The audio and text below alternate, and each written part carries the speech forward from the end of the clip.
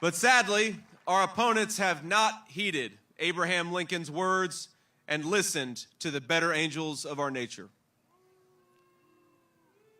Even after that terrible assassination attempt that took one man's life and nearly took many others, they continue to use dangerous, inflammatory rhetoric. The media has continued to call Donald Trump, the guy who actually won his primary, a threat to democracy.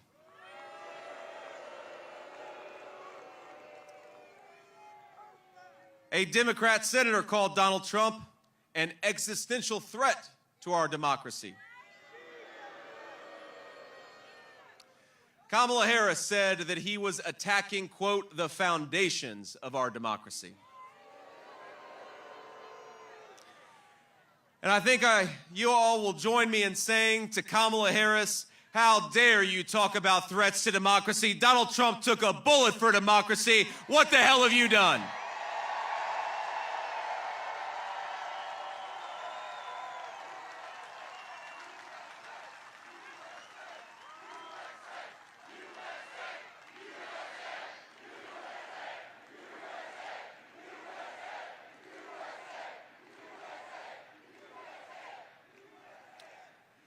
The truth is that Kamala Harris and her allies, they attack Donald Trump in order to silence us, we the people.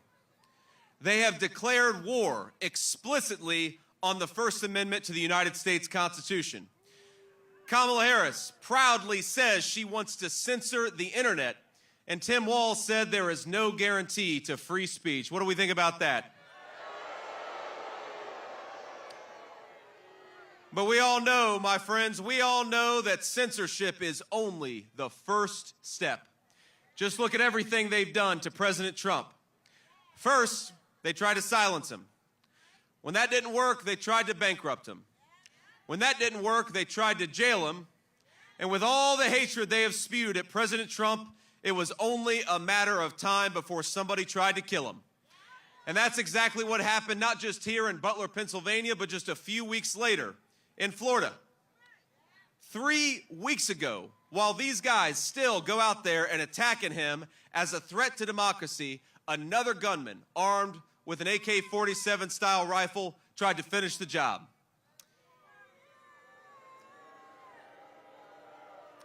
In fact, before the gunman in Florida tried to kill Donald Trump, he wrote, quote, democracy is on the ballot. The exact same words that Kamala Harris wrote after accusing Trump of being a dictator only days before the first attempt on his life. But for all of those watching at home, and for all those who might be undecided in this crowd, though there probably aren't that many undecided voters in this crowd,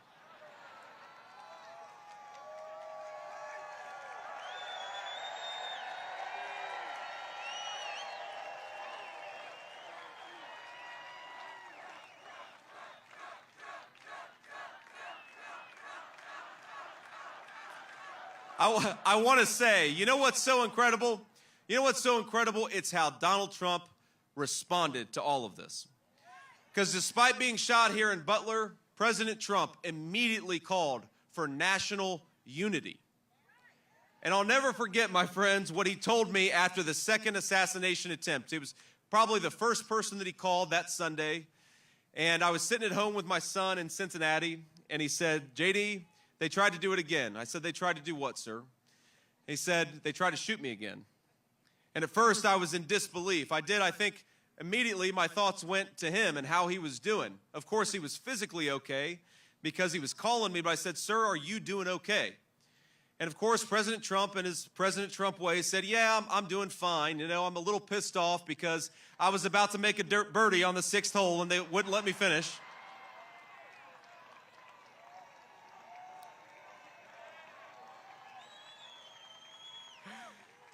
But it made me think. It made me think about the leadership qualities we want in a president of the United States. And so I'd like to ask you, who would you rather have facing down, Vladimir Putin and Xi Jinping? Someone who is afraid of interviews with the friendly American media, or someone who faces down two assassins and returns triumphantly to the very place that he got shot.